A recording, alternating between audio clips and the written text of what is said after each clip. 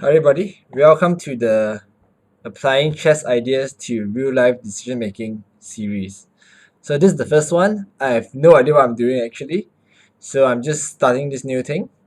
And today I'll be telling you what all grandmasters do. The three things they do when they get a position that they are not familiar with or that requires deep thinking. Just like in life, you get moments where you need to make a critical decision. What uni to go to, where to study, should I move to this country, should I change my job? You're going to get all these big moments in your life, and whenever GMs meet a position that they don't know what to do or they're not sure what to do, they do three things. All right, so I'm going to tell you what these three things are, and then I'm going to explain how you might be able to, or at least how I use this to actually determine my own life choices.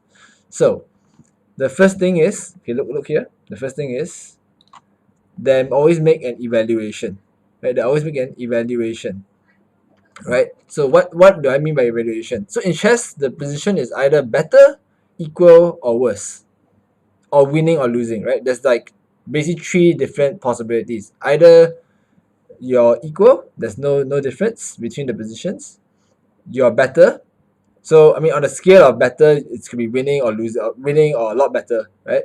Then you're worse. Which means that you could be a lot worse, or just losing, right? So the first thing is to make an evaluation, right? Why is it important to make an evaluation? Because if you know you're better, you start to look for moves that actually try to exploit your advantages and try to win the game.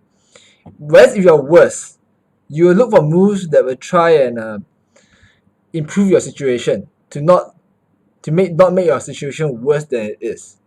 And that's why it's very important to make an evaluation. In fact, many games have been lost due to the wrong evaluation. So it's important to know how to evaluate your situation. That's the first step. Always evaluate. Okay, and the second thing, that this is where most players go wrong, and it's something that I do as well. I always go wrong in this situation. After I made the evaluation, or after I get a new position, I will just dive straight into the option that looks the most appealing, the choice, the move that looks the most appealing. When I look at the move, I'm like, oh, okay, this looks nice. Then I just start thinking really deeply, okay, how do I make this work? How do I make this work? And most of the time, the chance of you getting the first right move, I mean, the first move you see being the right move, especially in a situation that you are not familiar with, the chances of you hitting means at the first time you just say, oh, this is the move I'm looking at, and for that move to be correct or the best, the chances is very low. The chances is very low. So what grandmasters do is, after they make the evaluation, they don't just dive straight into the choice or the move that they think is the best or that appeals to them the most. What they do is something called, they look for candidate moves. Alright? So you can think about moves like your choices or your options. So in other words, they look for the candidate options. What are the possible or plausible options for them to that they can actually move towards, right? So there could be 4, it could be 5, it could be 6. The idea is not to judge the candidate moves when you first see them. The idea is that you want to just know that they are possible.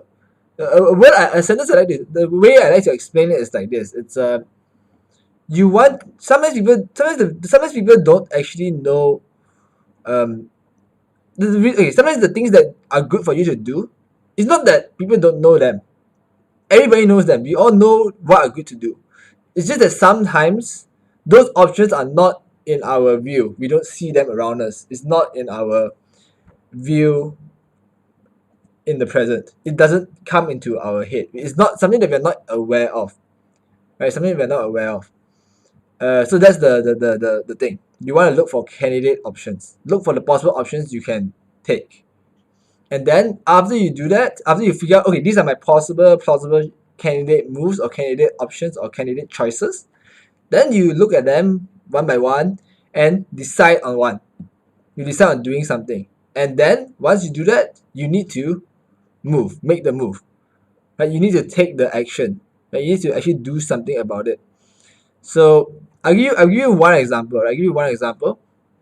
So this was something that my friend was one of my friends. He's a fitness instructor. I mean, he actually coaches people to be better in in losing weight, in living a healthy lifestyle, all those things. All right. And one of the things he asked me was, "Oh, what can I do here?" He wanted to look for ideas. So I asked him what does he do in his daily routine, and he tells me that he works out every morning. Right, he works out every morning. So he works out 6 days a week, from 7 a.m. or 6 a.m. to 7 a.m. for an hour. Right, I'm not as disciplined as him, but okay, that's his life, right? So I told him that one of the things I like to say is try to make your, and this is what I do. I try to make my routine something that I can monetize. Right? What do I do in my routine that I can actually use it to make money. Right? So I told him that I gave him an idea of what I did. So what he did was I was like what he did was he actually last month he decided to use his um he decided to ask his coaching clients, okay guys, I'm going to do a daily workout session 6 to 7. It's already part of his routine, right? 6 to 7.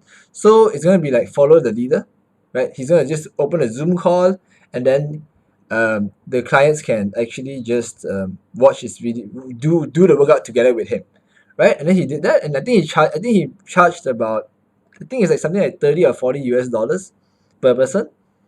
Yeah, so he got about three. I mean, he literally got the idea. The day he got the idea, he just asked some of the existing clients, and three of them signed up for a month. So that's, I don't know, 40, let's say it's 40 US dollars, it's times 3 is $120. He just made an extra 480 bucks just like that, just by doing something that he's already doing. Right? It's not that he doesn't know about it, it's just that that option wasn't even part of his thinking. He didn't even think about that option. It's not a part of his candidate list, right? His candidate choices, right? But the important thing but the important thing I want you to take out of this is, it's not only that I gave him, or he found out, oh, there's another candidate choice for me to make here. He actually went ahead and took the action. He made the move. The third thing here, he made the move. So let's recap here. So whenever you get a position, or you're in a situation where you're thinking what you want to do next, I mean, you're trying to make some major changes or major choices, the first thing to do is to actually evaluate, where are you now? What are you doing now? How's your position? Is it good? Is it bad? Is it equal? Right? Why is it good? It's good because, oh, I'm actually doing this, I'm doing that. It's good because my king is better. Whatever, right? You think, evaluate. After you evaluate, don't dive into the first choice you think about. Try and come up with a list of choices, a list of candidate choices or candidate moves you can that are plausible for you. And then after that, you evaluate them again, you think about them in a bit more detail, and then you choose one and decide. And then most important thing is to act, to move. So here, to move, right? Move. So I hope this helps you guys. So take care. See you guys. I'll try. I think I'll be doing more of these videos. Uh, because this actually scares me, but I think I hope it actually brings value to you guys. So see you guys. Bye.